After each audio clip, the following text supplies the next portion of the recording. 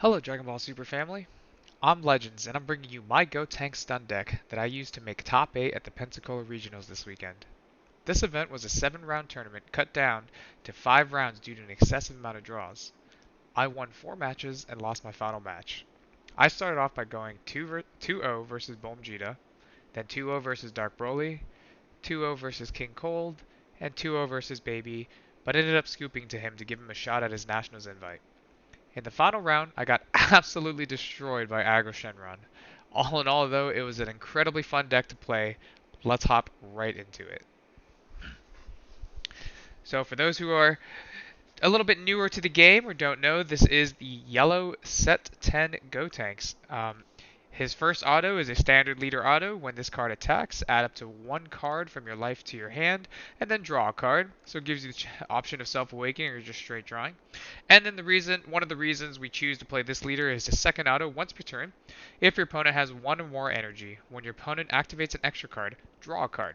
So this is incredibly effective versus decks like King Cold, who activate extra cards on both of our turns, Mecha Frieza, who often activate extra cards on both of our turns as well, Invoker, which loves to activate extra cards on both turns, and Baby, that loves to activate extra cards on both turns. And even if you're more niche meta matchups, such as Dark Broly, like you get an extra draw off the ball when it's activated as combo, or activated for Activate Battle or the Activate main, and you can get a lot of value. And then the second reason why we chose to play this yellow leader over something like Mecha Frieza is when your life is at 4 or less, you may switch up to 2 of your energy to active mode and flip this card over. And Untap 2 is an incredibly powerful awakening for a yellow deck. On the backside, his first auto now upgrades to when this card attacks, draw a card. Straight drawing a card. His second auto is a hard upgrade. Now it's when your opponent activates an energy or an extra card. You can draw 1 card and then choose up to one of your opponent's battle cards and switch it to rest mode. So it's a really cool way to tap down your opponent's battle cards when they activate cards out of order or out of sequence. And then finally, he has a third auto that we don't use in this deck, but it's once per turn. When you activate Union Fusion, this card gains 5k power and critical for this turn. I did try to make a mono black version of this deck to abuse that new Gogeta TP, but I couldn't figure it out, so I went with this stun deck. So launching right into the deck, it is a blue-yellow deck, so we have the current standard Aegis package, Violent Rush Project, and 4 Zamasu Super combos. Zamasu Super combo, of course, is a blue-yellow combo that taps a card, and then while you have blue-yellow in your combo arrow, you can pay 1 yellow to rival this Bojack, which will then allow you to trigger Aegis by discarding a blue and a yellow card, or 1 blue-yellow card from your hand to untap 2 blue and or yellow energy.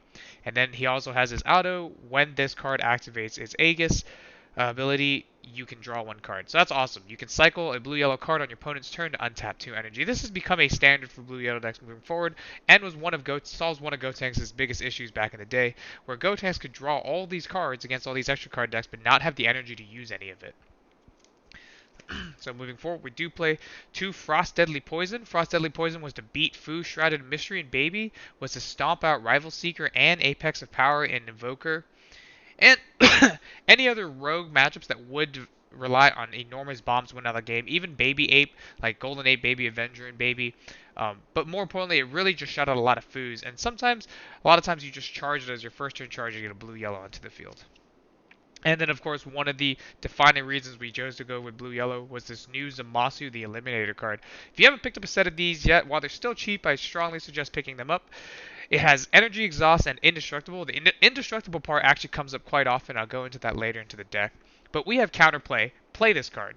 If the card being played has an energy cost of 4 or less, return it to its owner's hand instead. That's amazing, because it says if the card being played. This allows you to shut out unison play. So like Baby, who loves to play their blue unison on 4, you can leave 2 up and stomp out that blue unison, forcing it back to their hand. Or like King Vegeta, when they like to play their unison on 3, you can send Jiren back to the hand. King Cold, when they try to develop their unison on 2. There's just so much that this card interrupts. And then afterwards, since you played it, it's going to get this in-play auto. When this card is played, draw a card, which is ridiculous already, and then choose up to one of your opponent's battle cards and switch it to rest mode. While this auto also is insane. So if the card you're trying to stop is higher than 4 and or has deflect, you can still respond to this card to play this card and then rest it as it comes in, effectively rendering it useless as it comes in. So this card just does way too much, and then it also just for no reason whatsoever, has this energy exhaust ability tacked on, or this permanent tacked on that says if you have another blue-yellow multicolor card in your energy, negate this card's energy exhaust in all areas, which is absurd. So if you charge a blue-yellow on your turn 1, you can always charge as a Zamasu on your turn 2, and all of your double blue plays are turned on. If I were to play this deck again, I would probably cut Cold Bloodlust down by 1 and add a 4th Eliminator, or I would just find a way to sneak another copy of Eliminator into the deck, because I found myself wanting to charge this on 2 and then only having 2 left for the rest of the game. But this blue-yellow package is extraordinarily efficient between Aegis and the ability to manipulate what your opponent can play, resting its skills. Definitely something to look forward to if you're struggling with those late game control decks. Because we are playing a blue-yellow package, we're playing 3 copies of Goku Black, Unforeseen Darkness. Goku Black, when this card is played from your hand, activate this skill. At the end of this turn, if there is a blue-yellow card, or blue-yellow multicolor card in your energy, you draw 2 cards, discard 1 card from your hand, and then untap one of your blue or yellow energy. Well, that's insane to me, right? So, like, it's kind of perfect because you can charge multicolor turn 1, charge multicolor turn 2, then tap both to play this down. At the end of the turn, you fix your hand and leave one up so that you can Zamasu and Bojack your opponent on their next turn, setting up your Aegis play and making sure your game is set up and ready to go. This card does so much on itself. It's a 15k beater, so it also applies pressure on the turn it's played, and when you play it, as long as it doesn't get counterplayed by something that prevents it from entering play or preventing from entering with skills, it's always going to net incredible value. We only ended up playing 2 or 3 of them because we really only wanted to see it on turn 2 and then maybe on turn 4. Also, there are certain meta matchups where it's better to charge mono yellow on turn 1, and if that's the case, then we can't play this Goku until about turn 3. So, moving forward from that blue half of the deck, we're going to slide into the yellow part of this leader. Because we are playing yellow in an Aegis package, we are going to play the Great Ape Bardock Raiders Warcry. It's a 2-cost combo card that at the end of the battle, which is comboed, you can play this card, draw a card, or you can play this card, and then when this card is played, you draw 1 card and rest a battle card, and of course it is a double strike. This is one of the primary ways of applying pressure with this deck. If you already have your Zamasu and Bojack developed, you can Aegis, of course, and then spend those 2 energies on this ape, comboing out and avoiding attack because you're comboing for 10k and resting another attacker, more likely. So, pretty standard for yellow decks. We do play 3 copies of them because in those matchups where we do have to charge mono yellow turn 1, Great Ape is your best turn 1 charge, since you're not going to be able to resolve the ape as fast until about turn 3 or 4 if you have to charge mono yellow on 1. And then we play a very small U9 package.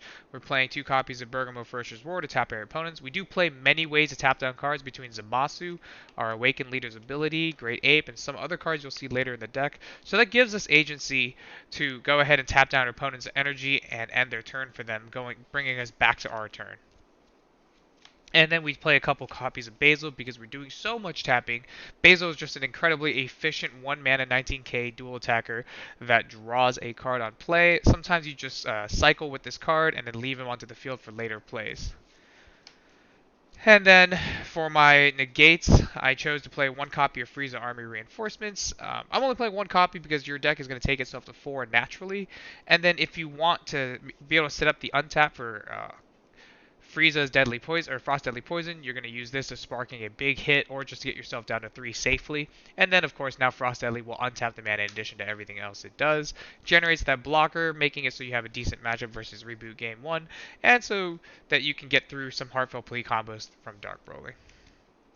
And then I call these negates, but they were almost never used as negates. The power of the Super Saiyan. I did want to try to fit 3 or 4 into the deck, but the deck I refused to play any deck above 50. So this was the card I could easily able to cut first. Power of the Super Saiyan as a counter attack. You can pay 1 energy to negate the attack with it, but it has a permanent if you have if your leader is yellow and you have 1 or more mono yellow energy in active mode, you can activate this card's Activate Battle without paying any energy, which is incredible. Its Activate Battle allows you to tap one of your opponent's battle or unison cards and then switch it and draw a card. So like it cycles itself, which is really cool. And then you can tap a card, which allows you to set up Bergamo or the one copy of Poutine that we play in this deck as well. And if you ever absolutely need it to be, it's a hard negate. Other than those three negates, though, we don't play any other negates in this deck, and I don't regret it this weekend. However, moving forward, I probably would side a copy or two of Mechanical Riposte. And of course, since we are playing an Aegis package and we are dipping into blue, we're going to play with Bean. Bean lets us win out our King Vegeta matchup defensively, and then offensively, of course, it lets us make some incredibly large pushes. You always just leave the blue-yellow mana up so that you can constantly Bean with it and just spend the yellow energy. If you notice, nothing in this deck, aside from Goku Black, actually requires you to spend purely blue energy. So you can really abuse that between Aegis and Bean. And then we play a copy of Poutine. Poutine has found its way has been seen leaving a lot of these yellow decks today's meta. But I think if your deck is playing any kind of tapping capability and your leader is yellow, you should play at least one copy of Poutine. It blows out a lot of matchups and forces your opponent to play around it. For example, versus Broly, it will always eat one of their attacks, or at least will force them to tap down their one-drop Broly when they play it from the drop, at which point you can now Bergamo out their energy and their turn becomes a lot weaker. Poutine having Barrier is a big deal too, because it just gives you another card to tap down with the Unison you'll see later in this deck. And my overround of choice was Bardock Awakened Instincts. It's just a simple overround 4. When you play this card, draw 2 cards, discard 1 card. The discard 1 card comes into play later. We do play some cards that work out of the drop. Plus, you can get rid of cards that are not meant for the current matchup you're going up against.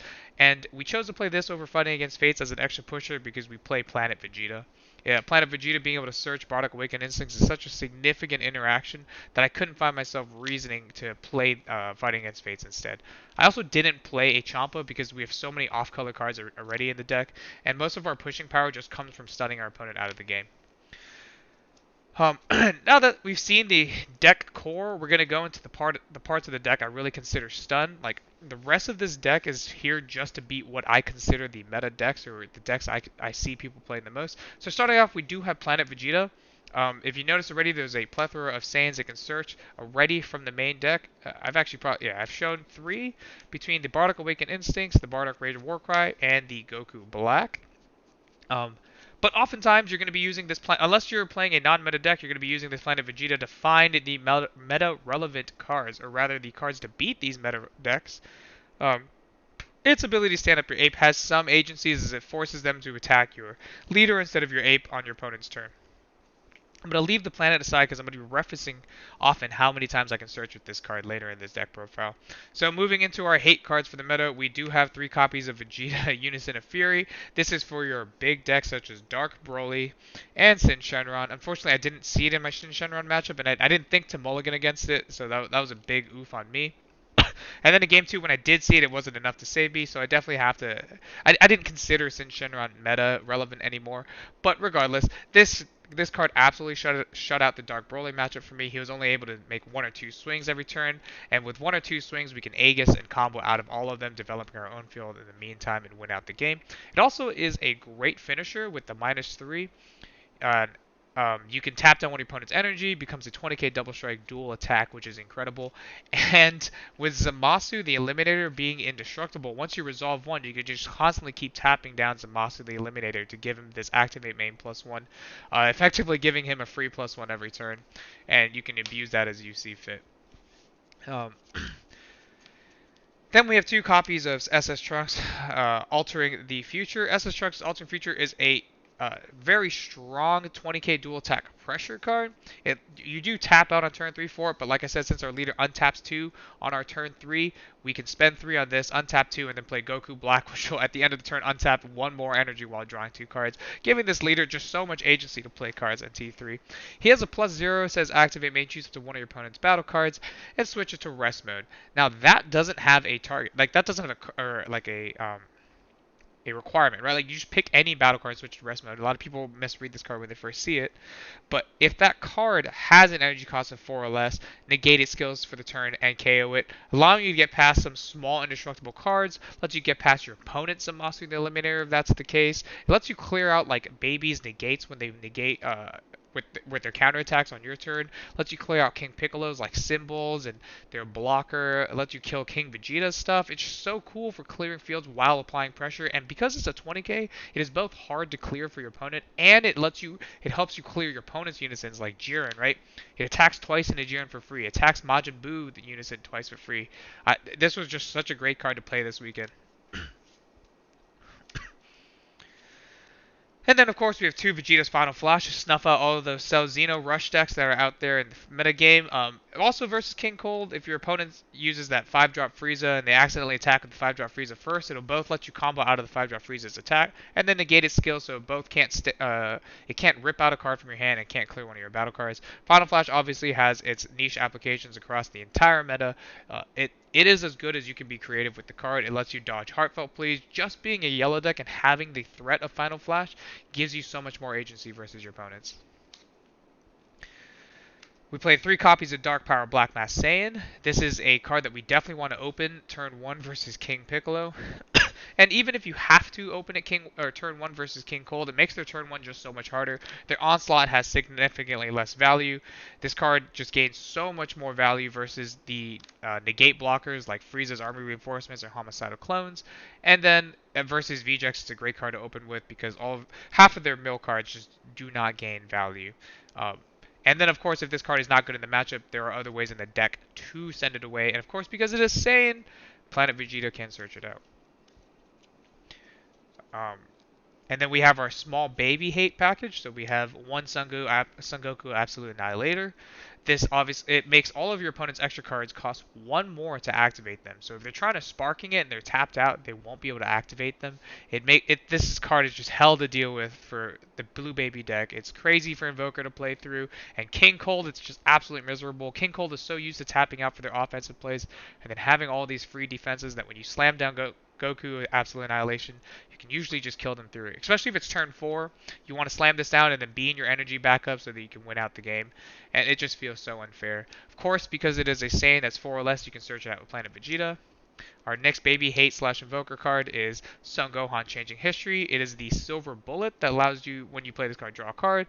And then, of course, it has an auto once per turn when your opponent switches one of their energy to active mode using a counter skill. So pretty much just D-Magic and Big Bang Attack. And I guess if people are playing Whis' Coercion, Meki or Bobbing and Weaving are all just a list of cards that this card hits.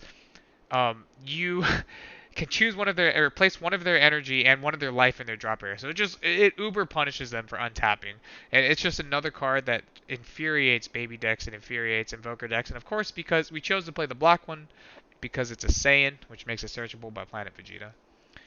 And then to round it out, we have the Swift Retaliation Cooler. We are not playing Cell Xeno in this deck because it's very difficult for us to make 12 costs on the field for Successor, but we are still playing the Cooler to deny either a blue or baby Hachiyak play or a just crucial negate from Invoker, or just to prevent that Boo from coming down when you have to like negate their unison. Just so many ways that you can creatively use Cooler. And if the Cooler is bad in the matchup, you charge it. It's still a yellow charge. This card is terrific still, even without the Cell Xeno. And then from there we have more baby hate, more KP hate, just King Piccolo hate, just ways to defeat these other decks. We play 2 copies of Koizukai Mechanical Courage. It has its activate main for 1 mana. You can remove this card from your drop barrier to the game, remove it from your drop barrier from the game, and and then you can choose up to 2 cards from your hand, bottom deck them, and draw those same amount of cards. And then for the rest of this turn, if your opponent tries to play anything onto the field that has the power of 20k or less, they have to warp 2 cards from their hand. This does not add a cost to playing those cards. Rather, it's just an effect like Black Mask Saiyan. So it doesn't prevent any mandatory skills, or it doesn't allow any mandatory skills to become optional.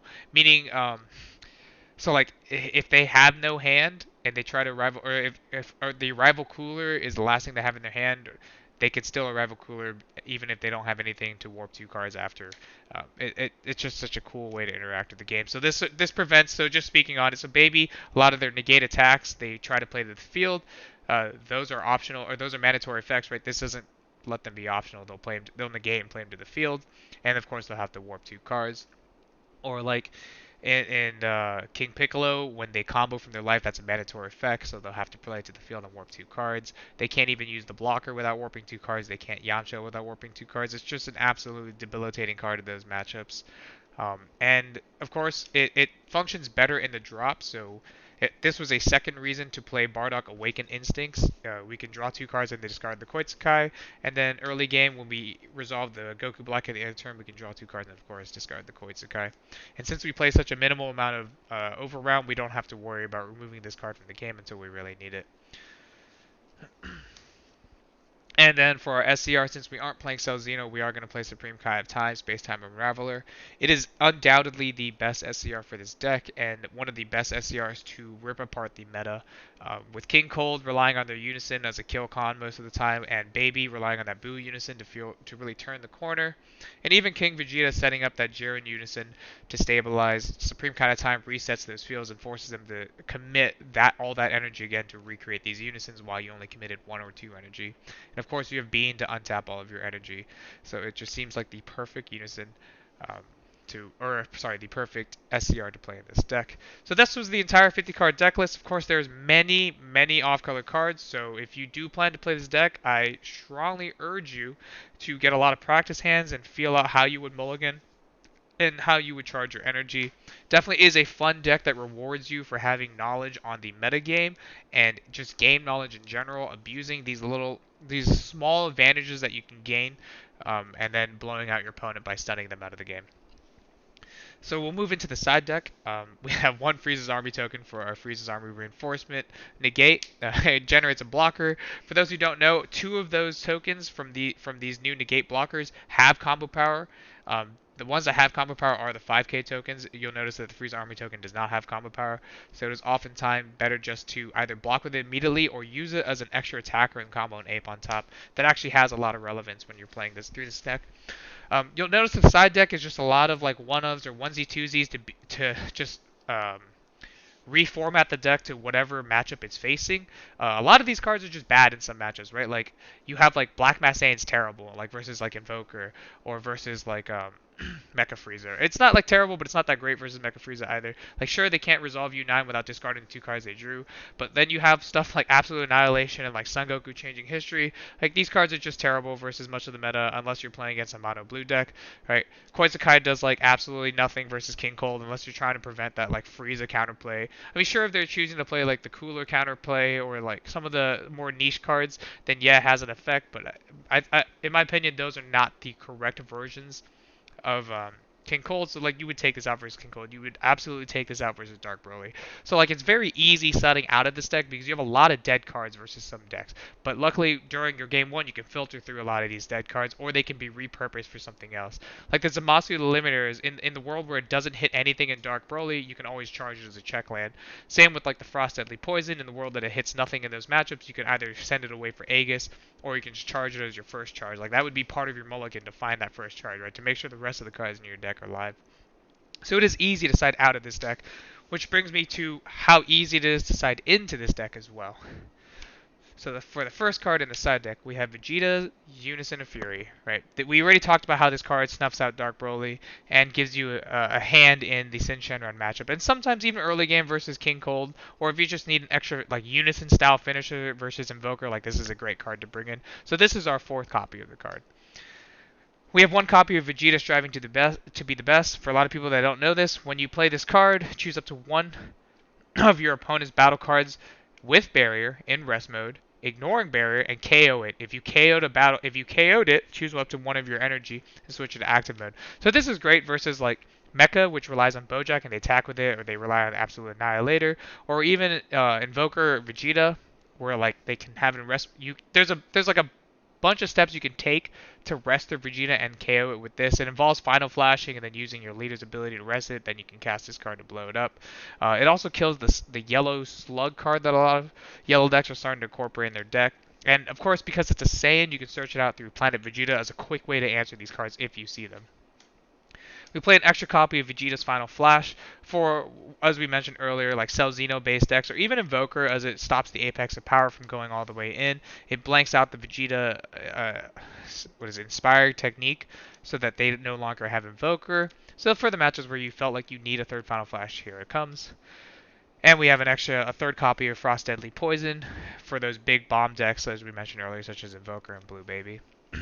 And maybe Hatchek if you see one. We play a fourth copy of Dark Power Black Masan. VJX probably is the hardest meta deck for this deck to take on, so we do rely on opening a Mono Yellow and a Dark Power Black Masan to gain that upper hand. Since VJX doesn't really play many extra cards, we have to find some kind of opening to stave off their aggression, and then from there we can stabilize and we're just a stronger deck as the game goes on. We play another copy of Absolute Annihilation and another Changing History and another copy of Swift Retaliation Cooler to make sure we absolutely cement that baby slash invoker matchup. We don't want to give these control decks any chance to run through this deck, and it absolutely works. This card, of course, and these two cards in tandem also dominate the King Cold matchup. So it's definitely something to consider trying out if you're having an issue with that matchup. And for some newer techs, we have Hit in Cold Blood. This is our Dark Broly tech. Some people choose to play Food's Dark Banisher because we're a blue-yellow deck, and we have indestructible battle cards that stay on the field, can't be warped by Broly. We can easily build up to a Hit in Cold Blood. It is a triple strike energy exhaust permanent. Reduce the energy of this card in your hand by 1 for each of your battle cards that are blue and or yellow. So it can go down to a 4 cost. These will easily eat up some of those requirements, and you bring it down to, you play it for 4 on turn 4. It has this auto when you play this card. If your opponent's leader cards, sorry, when you play this card, flip your opponent's leader card back to their front, and if you do, they cannot activate their Awaken or Wish skills until the end of their next turn. So Dark Broly relies on their Awaken side's Activate Battle to combo from the field and from the hand, since most of it's 0 for 10 or 0 for 0s otherwise. But this will flip them to the front, and they no longer can combo anymore with those 0 for 0s, making it such a great way to blow them out of the game when you're ready. Plus, it being a triple strike means it's extraordinarily threatening just on its own as a 30k. We play one copy of Clash of the Masked Warriors as our respect card to King Cold. A lot of times King Cold decks are going in for upwards of 125 and plus K on their Vegeta Unison. And then they make it a triple strike, right? So you, even if you're tapped out, you can kind of bait them into it. You can Aegis and then suddenly slam down Clash of the Masked Warriors after they're done comboing. Clash of the Masked Warriors gives you this activate battle. Choose one of your opponent's unison cards. Your opponent may either remove a marker from that card. If they don't, your leader card does not take any damage from attacks by their unison cards with strike skills for the battle, which is really funny. So they either lose the marker, in which they'll only once they lose a marker, if they choose to lose the marker, their unison will reset to its original state, losing its triple strike stat, and you'll only take 1 damage. And if they choose not to lose the marker, you'll take nothing from it. So it's just such a great way to blow out that matchup. And of course, because our deck doesn't naturally really draw too much outside of like our first 4 turns, and if our opponent doesn't play any extra cards, we do suffer to hand control decks, so we do play 3 copies of Dabura Ritual at hand.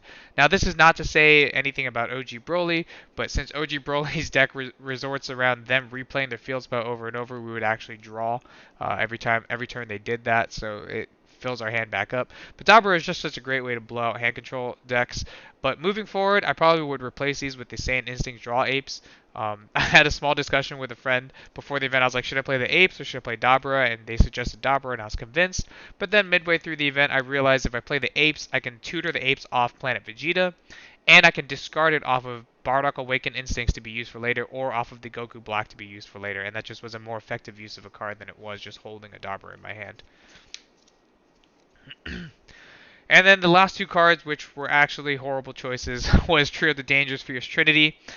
This card has Deflect Double Strike, which is pretty cool, and has this really cool permanent. Your opponent can't activate counter skills in response to this card attacking a unison or a battle card. So in theory, this card was supposed to take down like either the Boo unison or the King Vegeta unison in the side match, because those decks rely on that unison so well. You can hit it for 2. Also has this auto: when this card removes a marker from an opponent's unison card by attacking, choose up to one of your opponent's unison cards, obviously the same one, and negate its skills until the end of your opponent's next turn, which is really cool because then your opponent literally can't use that unison until this card finishes it off.